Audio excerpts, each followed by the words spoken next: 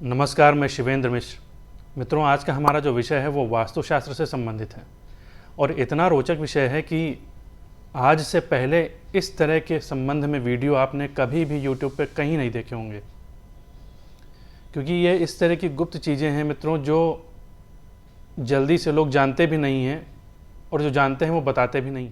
तो आज हम आपको वास्तु से संबंधित एक फॉर्मूला देंगे। जी हाँ, आपने सही सुना, कुछ गणितीय प्रक्रियाएं रहेंगी इसमें। आखिर में ज्योतिष शास्त्र है तो गणित शास्त्र ही मूल रूप से। इसमें गणितीय प्रक्रियाओं के आधार पर कुछ डेटा इकट्ठा करके उसी के आधार पर हम प्रेडिक्शंस करते हैं। तो चलिए मित्रों, शुरू करते हैं, बहुत अधिक समय ना लेके। ये जो हमारी प्रक्रिया होती है वास्तुशास्त्र में, इसको हम कहते हैं काकड़ी विचार। मतलब हम जिस स्थान पे, जिस शहर में या जिस किसी शहर की लोकेलिटी में रहने जा रहे हैं या मकान बनवाने जा रहे हैं या नौकरी के लिए जा रहे हैं, मतलब वहाँ पे हम निवास करने जा रहे हैं किसी भी रूप में, चाहे मकान बनवाकर चाहे किराए में, हम किसी स्थान पे अगर निवास करने जा रहे हैं तो ये हम कैसे जानें कि ये जगह हमारे लिए शुभ है कि नहीं है, इस जगह पे रह के हम उन्नति कर पाएंगे या नहीं कर पाएंगे। इसको हम वास्तुशास्त्र की भाषा में कहते हैं काकड़ी विचार। तो इसमें क्या होता है कि कुछ एक टेबल है, वो हम आपको स्क्रीन पे दिखा रहे हैं, तो उसको आप देखें, उसको आप अच्छे से समझ लें। तो देखिए, टेबल आप स्क्रीन पे देख पा रहे हैं। पहले तो दोनों चीज़ों का नाम चाहिए, एक तो व्यक्ति का नाम और दूसरा उस स्थान का नाम, ये दो हमें नाम चाहिए। तो नाम के लिए हमें वर्णमाला भी चाहिए। तो वर्णमाला के यहाँ पे ग्रुप बनाए गए हुए हैं, जैसे जितने स्वर आपके हैं तो वो अ वर्ग में आते हैं। ये देखिए, जहाँ पे आ लिखा हुआ है वर्ग में, आ वर्ग, इसी में आ ई से लेके जितने भी आपके स्वर होते हैं ये सारे अवर्ग में आएंगे। फिर देखिए का लिखा है तो ये कवर्ग हो गया, इसमें काखा गघा अंगा तक जितने भी वर्ण हैं ये सब कवर्ग में आ जाएंगे। चा में देखिए इसी तरह चवर्ग में है, चाचा जाझा यहाँ तक सारे चवर्ग में, टाठा डाढ़ा ना तक सारे ट वर्ग में, ताथा दादा ना तक सारे त वर्ग में, पाफा बाभा मा तक सारे प वर्ग में, यारा ला व ये चार वर्ण य वर्ग में आएंगे और शा श स ह श वर्ग में आएंगे। तो अब इन वर्गों को इसी क्रम में याद करना होगा, क्योंकि क्या है, इन वर्गों का इसी क्रम में कुछ संख्याएं निर्धारित की गई हैं। जैसे अवर्ग को 1 नंबर दिया गया है, क वर्ग को 2 नंबर दिया गया है, च वर्ग को 3 नंबर दिया गया है। तो इसी क्रम में याद करेंगे तो सुविधा रहेगी। तो ये जो नंबर्स हैं, इन नंबर्स के माध्यम से ही आगे हम कुछ गणितीय प्रक्रिया करेंगे, जिसके माध्यम से आपको ये पता चलेगा कि हमारे लिए वो स्थान शुभ है या नहीं। तो मित्रों, हमारे जो ये वर्ग होते हैं ये सब जीवात्मक रूप में सबके अपने अपने एक प्रतीक भी होते हैं। जैसे आ वर्ग का गरुण है, क वर्ग का बिल्ली है, च वर्ग का आपका सिंह है, ट वर्ग का श्वान यानी कुत्ता है, त वर्ग का सर्प है, प वर्ग का चूहा है, य वर्ग का मृग है यानी हिरण है, और श वर्ग का मेष है यानी भेड़। मान लीजिए आपका नाम आ से है, आनंद मान लीजिए नाम है आपका, तो आप अ वर्ग में आ गए, ठीक है। और आपका जो प्रतीका है, प्रतीकात्मक रूप होगा, ये गरुण है। हर वर्ग वाले के लिए अपने से जो 5वां वर्ग होता है वो शत्रु होता है। तो ये देखिए, यहाँ पे आ वर्ग से जब हम 5वां गिनेंगे, आ क च ट त, यानी त वर्ग वाले जो हैं वो आ वर्ग वालों से शत्रुता रखते हैं। आ वर्ग वाले त वर्ग वालों से शत्रुता रखते हैं। क्यों? क्योंकि आ वर्ग का जो प्रतीक है वो गरुण है और ता वर्ग का प्रतीक है वो सर्प है। तो गरुण और सर्प में वैर है, ये जगत प्रसिद्ध है, सब लोग जानते हैं। इसी तरह देख लें का वर्ग वालों के, तो का च ट त प, ये पा वर्ग वाले, का वर्ग वालों के लिए पा वर्ग वाले जो हैं वो शत्रु रहेंगे।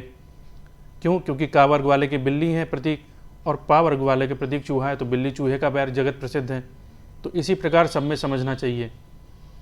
तो जब हम ये प्रक्रिया करेंगे तो हमें ये देखना चाहिए, पहले तो हम अपने शत्रु वर्ग वाले जितने भी शहर या स्थान हैं उनको छोड़ दें। वहाँ पे निवास करने से कभी लाभ नहीं मिलेगा और खतरे की आशंका बनी रहेगी। इसके अलावा जो और नाम वाले हैं उनके लिए हम गणितीय प्रक्रिया आगे शुरू करेंगे। जो हमारा टेबल है ये हमको बिल्कुल एकदम मतलब याद हो जाना चाहिए। अगर ये हमें याद रहेगा तो हमारे लिए गणितीय प्रक्रियाएं करना और आसान रहेंगी। तो अगर हम नौकरी के लिए, व्यवसाय के लिए या कहीं निवास के लिए अगर हम रहने जा रहे हैं तो इसका विचार कर लेना आवश्यक रहता है। अगर आप कर लेंगे तो एक प्लस पॉइंट आपके पास रहेगा। मान लीजिए उस शहर को हम अवॉइड नहीं कर सकते, मान लीजिए अगर वो शहर हमारे अनुकूल नहीं आ रहा है उसको हम, लेकिन हम उसको अवॉइड नहीं कर सकते क्योंकि हमारी नौकरी ही वहीं पे है, तो हम किस जगह निवास करें जाके ये हमारे हाथ में ही हम चुन सकते हैं। तो इसीलिए ये प्रक्रिया हम आपको दिखाने जा रहे हैं। तो अब इसमें करना ये है कि जो अपने नाम का जो वर्ग की जो संख्या है, जैसे मान लीजिए कि मेरा नाम शिवेंद्र है, तो शिवेंद्र का जो वर्ग है वो श वर्ग है और श वर्ग का जो स्वामी है, प्रतीक है, वो मेष है, और इसका जो पांचवा होगा यानी ट वर्ग, श्वान वर्ग, तो ये हमारे शत्रु हो गए।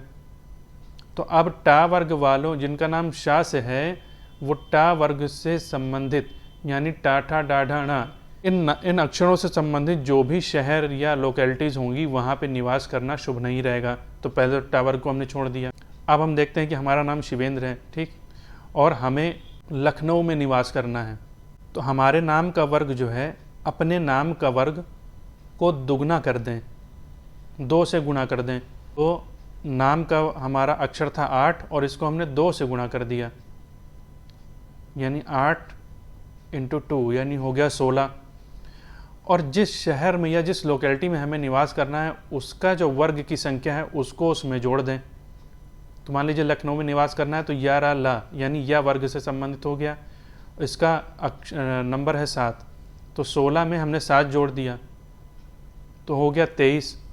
अब इस संख्या को जो आएगी इसको हम 8 से डिवाइड कर देंगे, तो हमारे पास फिर 7 बचा। डिवाइड करने के बाद जो शेष बचेगा वो हमारे पास 7 बचा। तो इसमें देखिए अपने वर्ग को दुगना करके दूसरे के वर्ग को जोड़ दिया जाता है। मुख्य रूप से जो नियम है वो यही है, और जो आता है टोटल उसको 8 से डिवाइड करके जो शेष होता है वो हमारी काकड़ी हो जाती है।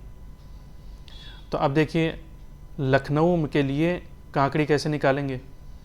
7 × 2 यानी 11 नंबर 7 हो गया, 7 × 2, और शिवेंद्र का जो अक्षर शब्द नंबर है वो है 8, तो 7 × 2 + 8 ये पूरा टोटल हो गया 22।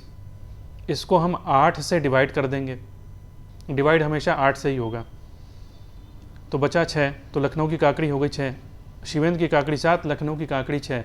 अब यहाँ पे ये देखना है कि जिसकी काकड़ी ज़्यादा होती है वो दूसरे के लिए ऋणी हो जाता है। तो अपने नाम की काकड़ी हमेशा स्थान की काकड़ी से कम होना चाहिए, तो वो स्थान आपके लिए हमेशा लाभप्रद रहेगा। अन्यथा तो ये होगा कि आप उस स्थान पर हमेशा पैसा लगाते रहेंगे, लेकिन रिटर्न आपको कुछ मिलेगा नहीं, क्योंकि आपकी काकड़ी अगर ज़्यादा होगी तो आप केवल लगाते ही रह जाएंगे। तो अपने नाम की काकड़ी स्थान की काकड़ी से हमेशा कम होनी चाहिए। मान लीजिए शिवेंद्र नाम के ही व्यक्ति को अहमदाबाद में रहना है, तो वही पूरी प्रक्रिया करेंगे। अहमदाबाद, तो पहले शिवेंद्र की काकड़ी हमने निकाल ली, तो शिवेंद्र का जो नंबर है वो है 8, श वर्ग 8 × 2 प्लस अहमदाबाद का नंबर यानी आ वर्ग, इसका नंबर है 1, तो 8 × 2 + 1 17 हो गया। इसको हम 8 से डिवाइड कर देंगे तो हमारी काकड़ी आ गई 1, ये शिवेंद्र की काकड़ी हो गई। अब अहमदाबाद की काकड़ी देख लेते हैं। अहमदाबाद का नंबर है 1, इसको 2 से मल्टीप्लाई किया 1 × 2 प्लस इसमें शिवेंद्र की नाम का जो शब्द नंबर है वो जोड़ देंगे 1 × 2 + 8, तो ये हो गया आपका 10। अब इसको 8 से डिवाइड कर देंगे तो हमारा रिमेनिंग क्या बचा 2, अहमदाबाद की काकड़ी 2 हो गई। तो अगर शिवेंद्र नाम का व्यक्ति अहमदाबाद में रहेगा जाके तो उसको बहुत लाभ मिलेगा, आर्थिक रूप से भी, सामाजिक रूप से भी। तो इस तरह हमने देखा कि जैसे काकड़ी विचार जब हमें करते हैं तो फॉर्मूला हमने समझ लिया कि काकड़ी कैसे निकालते हैं। अपने नाम का अक्षर, अपने नाम का जो नंबर है उसको 2 से मल्टीप्लाई करके दूसरे के नाम के नंबर्स को उसमें जोड़ देते हैं, तो जितना आता है उसमें हम 8 से डिवाइड कर देते हैं, जो रिमेनिंग बचता है वो नाम की काकड़ी होती है। तो हमें दोनों नामों की काकड़ी निकालनी होती है, मतलब अपने नाम की भी और जिस स्थान पे हम निवास करने जा रहे हैं उस नाम की भी काकड़ी निकालनी होती है। तो इन दोनों में जब हम तुलना करते हैं तो जिसकी काकड़ी ज़्यादा होगी वो दूसरे के लिए ऋणी हो जाएगा। तो अपने नाम की काकड़ी हमेशा कम होनी चाहिए स्थान की काकड़ी से, यानी स्थान की काकड़ी ज़्यादा हो, अपने नाम की काकड़ी जो है वो कम आए, तो वो स्थान हमेशा आपके लिए बहुत लाभदायक रहेगा। तो ये चीज़ मित्रों हमने देखा कि किस तरह हम काकड़ी विचार एक छोटा सा मैथमेटिक्स का फॉर्मूला लगा के छोटी सी एक कैलकुलेशन करके हम ये जान सकते हैं कि कौन सा स्थान हमारे लिए ज़्यादा फायदेमंद है, कौन से स्थान में हमें ज़्यादा उन्नति होगी। तो मित्रों वास्तव में इस तरह के छोटे छोटे बहुत सारे नियम हैं जो यूट्यूब पे आपको कहीं अभी तक कहीं नहीं मिलेंगे।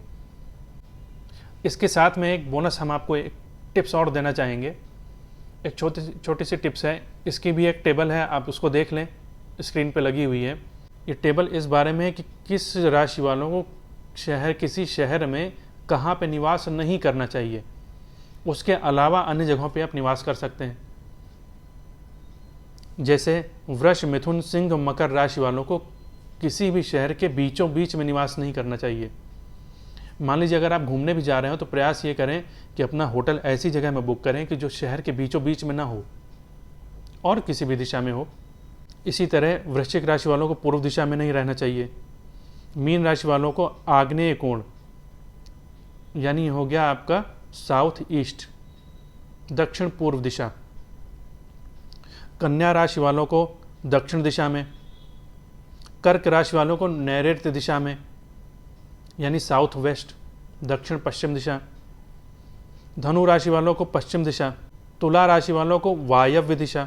वायव्य दिशा मतलब हो गया आपका उत्तर पश्चिम। मेष राशि वालों को उत्तर दिशा में और कुंभ राशि वालों को ईशान कोण में। ईशान कोण मतलब हो गया आपका उत्तर पूर्व दिशा, नॉर्थ ईस्ट।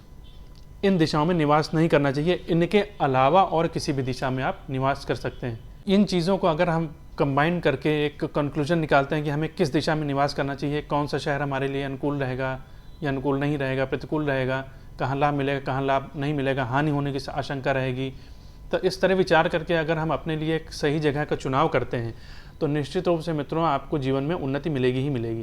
क्योंकि छोटी छोटी चीज़ें होती हैं और एक एक ईंट करके ही पूरा मकान बनता है। तो किसी भी एक ईंट को अनुपयोगी नहीं कहा जा सकता कि नहीं ये ईंट यहाँ पे अनुपयोगी लगी हुई है, क्योंकि अगर उस ईंट को आपने निकाल लिया तो निश्चित रूप से वो मकान की वो दीवार या वो कमरा या वो जगह कमज़ोर हो जाएगी। तो ये सब छोटी छोटी ईंटें हैं पूरे वास्तुशास्त्र की, तो इनको अनुपयोगी नहीं समझना चाहिए। इनका जहाँ पे हो सके वहाँ पे इस्तेमाल करके हमको इनका लाभ लेते रहना चाहिए, क्योंकि ये शास्त्र ज्ञान है मित्रों, किताब में रखी हुई विद्या काम नहीं आती है। इनको जब किताब से निकाल के, पुस्तक से निकाल के हम अपने जीवन में लाएंगे तो ही इनका हमको लाभ मिल पाएगा। तो आशा करते हैं मित्रों हमारा ये आज का वीडियो आपको बहुत पसंद आया होगा, क्योंकि ये एकदम नया वीडियो है। अभी तक यूट्यूब में ऐसे वीडियो आपको नहीं मिलेंगे। आगे भी हम इस तरह के वीडियोज़ आपके लिए लेकर आते रहेंगे। ये छोटे छोटे टिप्स हैं जिनसे आपका जीवन बदल सकता है, एक परिवर्तन आ सकता है जीवन में। तो बने रहिए हमारे साथ। जो हमारे मित्र पुराने हैं, चैनल को सब्सक्राइब कर चुके हैं, बेल आइकन नहीं दबा रहे हैं तो प्लीज़ बेल आइकन दबा दें। आपको नोटिफिकेशंस भी मिलते रहेंगे नए नए वीडियोस के। और जो हमारे नए मित्र देख रहे हैं, जुड़ रहे हैं, वो अगर चैनल हमारा आपको पसंद आ रहा है, हमारी बातें आपको अच्छी लग रही हैं, तो प्लीज़ हमारे चैनल को सब्सक्राइब कर लें और बेल आइकन दबा दें। वीडियो को लाइक करें, शेयर करें, कमेंट करना ना भूलें। कोई भी अगर नए टॉपिक पे अगर आप वीडियो चाहते हैं कि हमें इस टॉपिक पे वीडियो चाहिए तो आप हमें कमेंट करके बताएं, उस पर भी हम वीडियो बनाने का पूरा प्रयास करेंगे। मिलते हैं मित्रों अपने एक नए वीडियो के साथ, एक नई जानकारी के साथ जो जीवन बदल देगी आपका। तब तक के लिए जय श्री राम।